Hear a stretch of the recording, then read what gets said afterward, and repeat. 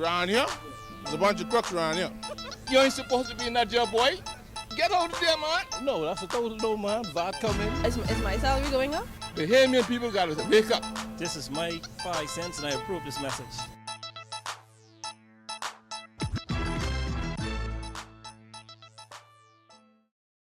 The Prime Minister's take on F&M death threats. Could there be another delay in tabling the gaming bill? The teachers union outraged over power cuts at Grand Bahama schools, plus the police force geared up to host 4,000 kids this summer. We've got those stories and a whole lot more tonight. I'm Bonnie Toot, and NB12 starts now.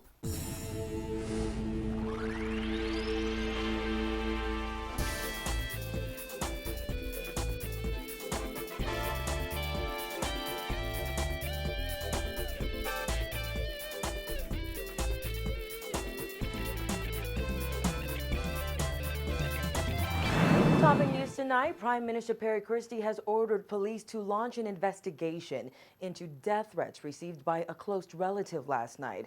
Christie, who says he too has received death threats in the past, spoke openly about the issue when asked to comment on threats of death made against leaders of the Free National Movement. Dana Smith reports.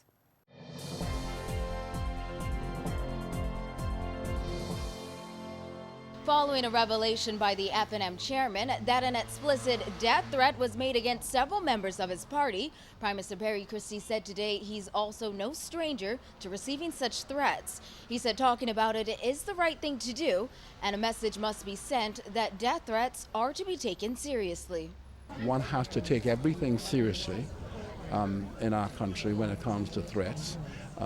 People are doing the right thing in talking about it, because we as law enforcement, of the culture of what is accepted and not, those are matters that must be so repugnant to our way of life that we must not hesitate to express in the strongest possible terms, okay, our anger, all right, at this kind of development, even if F&M Chairman Darren Cash said last night several senior F&Ms have received a death threat, including himself, Party Leader Hubert Minnis, Deputy Leader Loretta Butler Turner, Deputy Chairman Dwayne Sands, North Eleuthera MP Theo Neely, and former MP Brenzel Roll.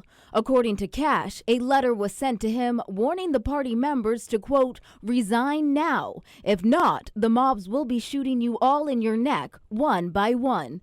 Cash said it was signed Sincerely F&Ms and was copied to House Speaker Kendall Major and former Prime Minister Hubert Ingram, though Major told our news team he received no such letter. Cash said the threat was made back in March, but he decided to speak publicly about the issue for the first time yesterday after Butler Turner also broke her silence. She told reporters yesterday she is concerned about the safety of herself and her family. However, she added, I don't fear death. I just fear cowards who want to make such threats. Christie said today he has also received death threats of his own. I've had any number against me, but I, you know, and one of them in particular bothered me a lot because it became a headline story where you know, you had criminal enterprises targeting people, not me because I was a politician, but me because what they thought I had. And family members of the Prime Minister are not immune to threats either. Christie said just last night, a family member told him a very significant threat was made against that relative. Last night, a member of my family called me to tell me about a very significant threat to them by somebody who was armed. Okay?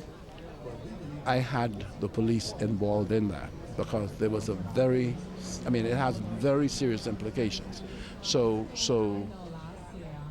and this is a professional Bahamian who is a member of my family. Christie said many politicians have received threats, and the right thing to do is to report it to the police. He explained even if there's doubt the death threats may not be followed through, they should be taken seriously.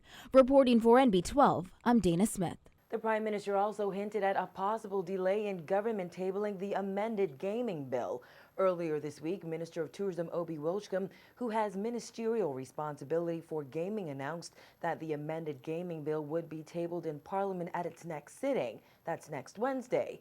But Christie said today he authorized Attorney General Alison Maynard Gibson Wednesday night to meet representatives of the Financial Action Task Force in Europe and present to them what the government intends to do with the web shop industry. As a part of the process, I don't want to move before I know the level of international concern over what we're doing and the extent to which we conform what we're doing to the expectations of the international regulatory agencies. He said it is important for the government to ensure the FATF has a clear grasp of what we are trying to do in the Bahamas, so there is no uncertainty about the regime and its legality. Asked whether the government would wait on the FATF's response before tabling the amended gaming bill, Christie said he thinks they are very near Parliament. I think we are very near Parliament, very, very near. The only what I'm not sure of is that next Wednesday is near. It might be the following Wednesday. I'm not here next Wednesday. I'll be flying back to the Bahamas that day, I think, or the next day, but because I'll be in Antigua. And so I don't have to be here for first reading, mind you, but I think we're now settling all of the issues in it, and there are some significant issues. Christie did not detail what those issues are and whether it relates to the amended gaming bill or government's plans to regulate the web shop industry. He said the government has an obligation to do everything in the right way and must deal with all of the agencies that are concerned. At least 2 banks in recent weeks voiced strong concern about web shops meeting international standards, even in a post-regulated environment. Meantime, web shop owners are reportedly not surprised that government intends to penalize them for the years they operated outside the law. In fact, Vote Yes coordinator Philip Galanis says those operators should expect to pay the price. Paige McCartney reports. Tourism Minister Obi Wilchcombe, who is also the minister responsible for the gaming board, said earlier this week that web shop operators would be penalized for up to 6 years to represent the time that they were operating their businesses outside of the law. While today, web consultant Phil Galanis said that web shop operators and owners are anxious to learn just what those penalties will be. I think that everybody's push the pause button. They push the pause button because they like to recognize or understand precisely what do those penalties mean. What do they entail? Is there a financial cost? Is there a cost that's going to be associated with some other kind of variable for those persons who've been engaged in this industry? Galanis said he understands the minister's efforts in sending a message that this has long been an activity that has operated outside of the legal framework and that all have turned a blind eye to, and that there should be some kind of penalty associated with the regularization. I think that even the operators would recognize that there is a price to be paid for operating them in the manner in which they have, and so I don't see any groundswell support against that effort or that initiative. One thing web shop owners probably won't get behind, according to Galanis, is the period of closure government is proposing prior to the industry being regularized. It was also proposed that web shops close prior to the January 28, 2013 referendum. However, most web shops remained operational. One of the major reasons why web shop owners rejected closing was that thousands of employees would be out of work. Galanis said it will take a very delicate balancing act in this regard. It interrupts their business. You can understand that from a business point of view.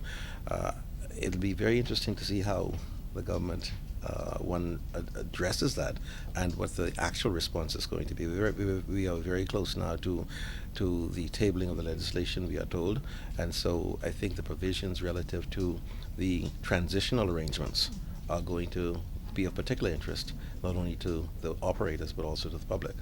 The gaming bill is expected to address all of these matters once it's tabled and debated in the House of Assembly next week. For NB12, I'm Paige McCartney.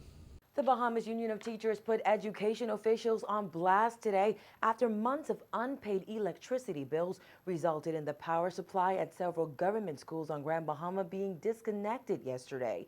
BUT President Belinda Wilson called it a disgrace. Simone Davis reports. Teachers in Grand Bahama were left baffled as they watched the Grand Bahama Power Company go school to school to disconnect the electricity. Wilson said this is a national disgrace and the ministry should have dealt with this before. Jack Hayward High, St. George's High School, Walter Parker Primary School, 8 Mile Rock High School, Freeport Primary, Bartlett Hill, and Hugh Campbell were reportedly impacted by the power cuts. They've spent the last year keeping the union off of school campuses and trying to union bust and trying to destroy and discredit union executives. I thought that they could have used that time more wisely by operating the schools in a proper manner on a day-to-day basis, and we would not be here today where lights have been disconnected in public schools. And I must say it is a national disgrace.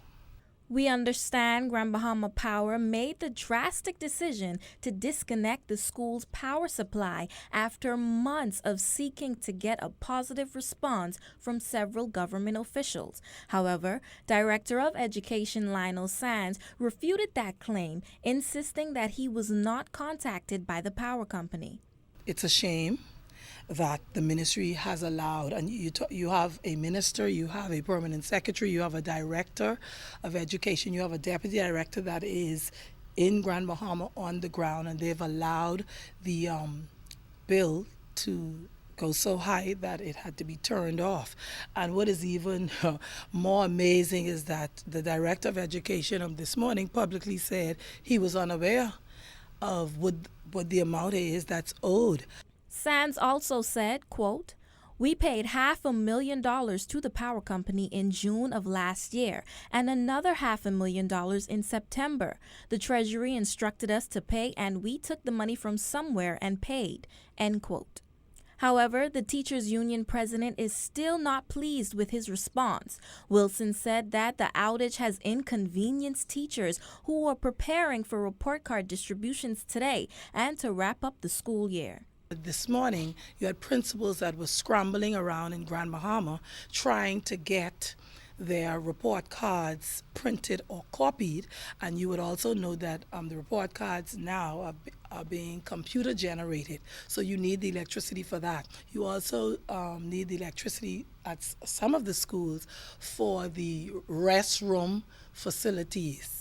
Okay, so it's really, really important that they pay the bill, they get the lights on today, and I think the minister should invoke his power to get the lights on. While it is still unclear what will have to be paid before the power is restored to the schools, Sands said he will investigate the matter. Reporting for NB12, I'm Simone Davis. When NB12 returns, government awaits the Queen's approval of its Governor General pick, so stay with us.